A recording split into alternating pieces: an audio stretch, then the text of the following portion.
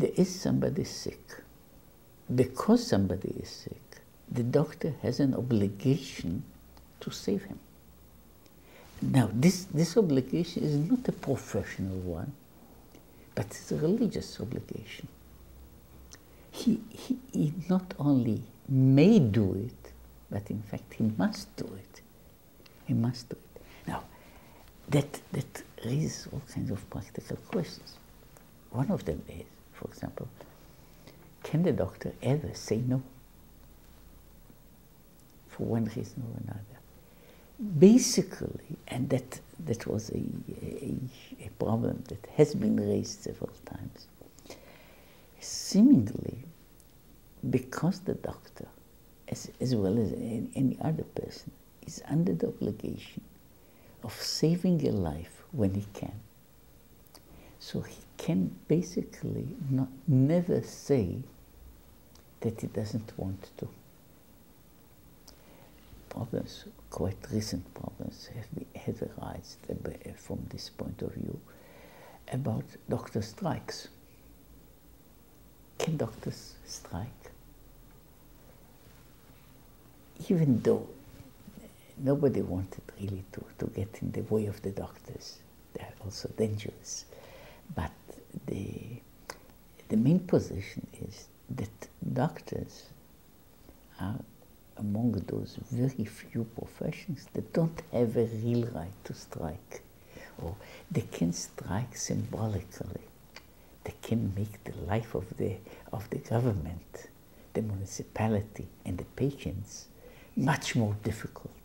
But when it comes to the point of giving help or not giving help, especially when it is a question of saving a life, then the doctor has no right to abstain. And if one deals with it from this point of view, seemingly it is not a matter of being in the profession formally, but of having the knowledge. If I have the knowledge, I'm expected to use it. In the same way that a person that doesn't know how to swim is not supposed to jump into the water and rescue others. Not because there is no obligation, but because there is no need and no use in this particular person helping. But if a person can, then he has the obligation. In the same way, when a person is sick, helping that sick person is a matter of not of being hired as the doctor of a hospital, a neighborhood, or in any other capacity, but of the ability, can you help in this case? If one can, then he has the obligation to do so, which is in some way a part of a number of versions of the doctor's oath in different countries, but it's also stated basically in the same way in the Jewish version of that oath, which is called the oath of Asaph, the doctor, which is about somewhere a book written between 6th and 8th centuries.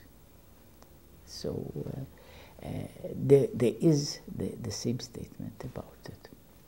Now, if one say, on the other hand, is the doctor to be paid? Usually, we would say that if a person fulfills a religious obligation, he has no right to demand a payment for it. I'm not supposed to get a payment for praying. I'm not supposed to get a payment for doing any of the other commandments. So why should a doctor be paid for fulfilling a commandment that is relevant in his case. Now, one of the reasons, say, for allowing the doctors to be paid is a practical one. If the doctors will never be paid, you won't have many doctors in the world. I mean, so payment is then considered really of giving the doctor the means to have a livelihood, to continue to survive or to live or to have any kind of a life, and shouldn't be basically connected to the healing that he does. On the other hand, some people would say that because there is no special obligation to study medicine, see, when a person studied medicine and knows how to operate, then he's under obligation to use it. In that sense, he can never retire completely.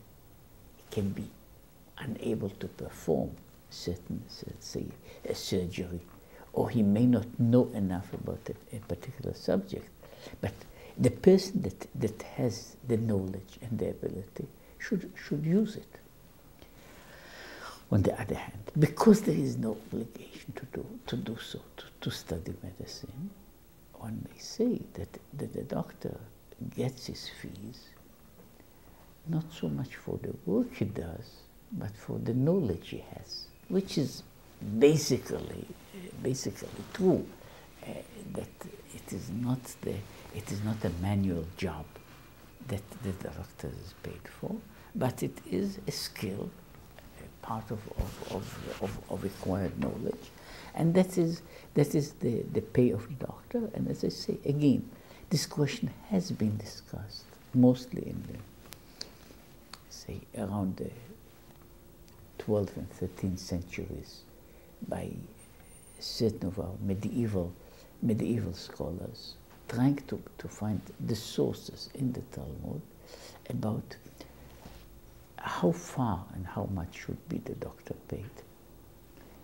On the other hand, just to add it, at least to help the doctors, the Talmud makes a statement, and this statement has again a section of law, making an interesting statement, which is at least one that all the psychiatrists agree to wholeheartedly. And the statement in the Aramaic is Asya de Magan Shavia. A doctor for nothing is worth nothing. So the doctor has to be paid. And the idea is that say, in a case of, for example, of a person that was injured by another, that the perpetrator of the crime has to pay for the doctor. And even when, as there is some doctor that wants to volunteer and do the healing, we would say that you still should pay, because a doctor for nothing is really worth nothing, and therefore doctors should be paid. And that's it's not, again, one should see it. It is not as a religious obligation, but it is,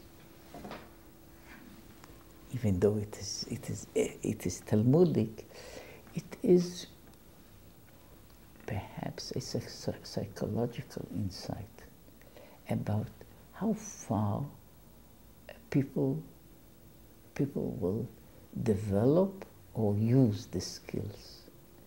And if there is not a overwhelming, at least a strong enough motivation, then the result will be less than optimal.